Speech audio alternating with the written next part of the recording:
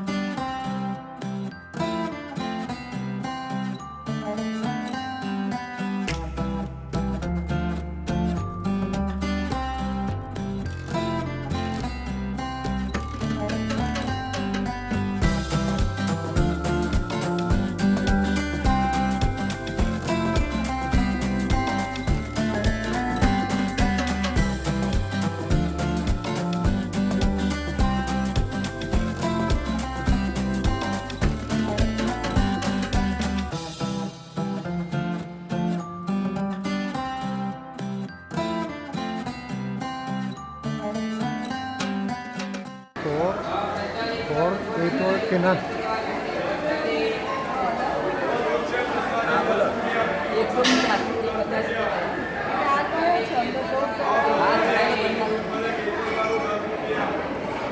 કેટલા 150 રૂપિયાનો પડ્યો આપે, અંદર ભોગ ભરાયો છે, એનું મિક્સ છે એવું કહે છે. એ આવી રીતે અહીંયા લઈને બેઠા છે.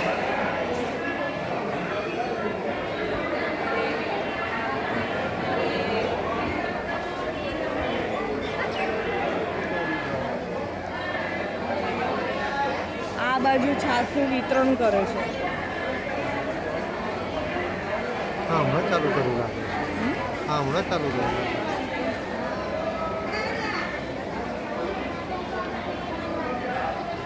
છાશ વિતરણની બાજુમાં જ પાણી પીવાનું છે. તમે આ ચંપા પેલા જુથી આવ્યા ને ત્યાં આગળ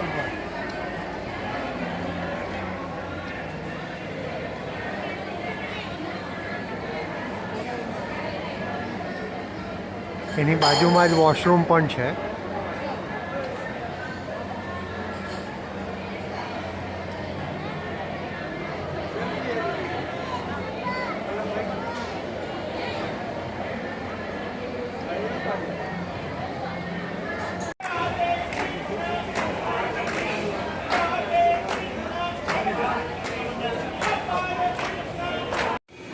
મંદિરની બહાર આવી રીતે સીધા સામેની ગલીમાં આવો એટલે ફેમસ બાપાલાલ ગોમતી ઘાટવાળા ગોટાનો અને ખમણનો લોટ, ખાસ કરીને ગોટા માટે જે ભીડ જામે છે. આજે બધા ઉપર જઈ રહ્યા છે, ઉપર પણ સિટિંગ વ્યવસ્થા છે અને ત્યાં તમને એક પડિયામાં ગોટા સાથે દહીં અને ગોટા ગરમ ગરમ આપવામાં આવે, પણ દહીંનો એક્સ્ટ્રા ચાર્જ હોય છે, એ પણ વજન ઉપર આપવામાં આવે છે. અને બાજુમાં આ બધી રબડી ને છાશ ને એ બધાનું લાઈન બંધ આ રીતે છે. જો તમે એનો આનંદ માણવા માંગો તો માણી શકો છો. આખી ગલીમાં આ જ છે. પણ અમે એક ડાકોરની બહાર બાપાલાલ ગોટાવાળાનું આઉટલેટ છે એ અમે શૂટ કરેલું છે, તો પછીના વિડીયોમાં તમને એ જોવા મળશે. આ સીધો રસ્તો જાય છે ગોમતી ઘાટ તરફ.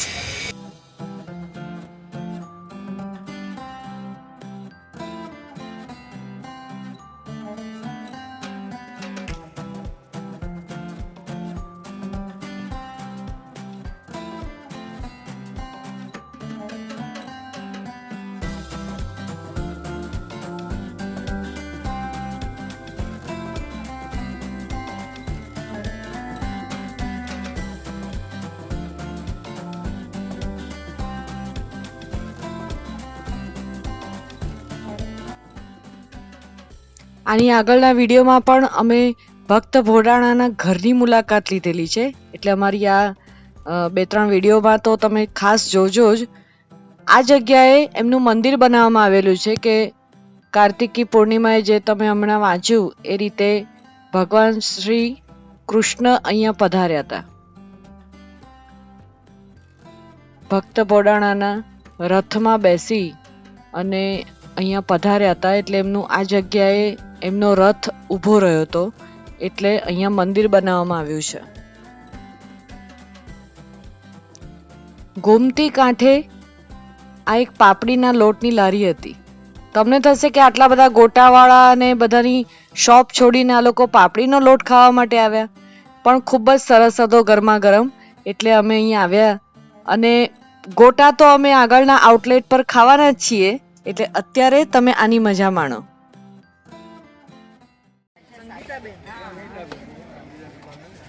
ખાસા ટાઈમથી ઊભા રહેતા લાગો છો.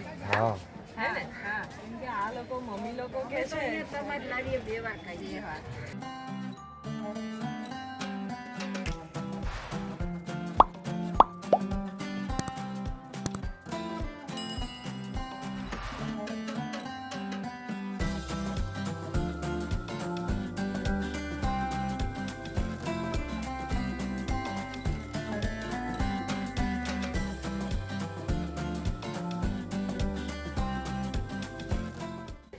આ તેલ કયું સિંગતેલ વાપરો છો? સિંગતેલ. ઓકે, યો સિંગતેલ.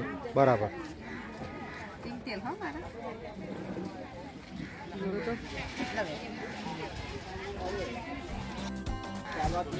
ડાકોર મંદિર પાસે ગોમતી તળાવને કાંઠે શું નામ છે? ભાગ્યલક્ષ્મી, હે ને?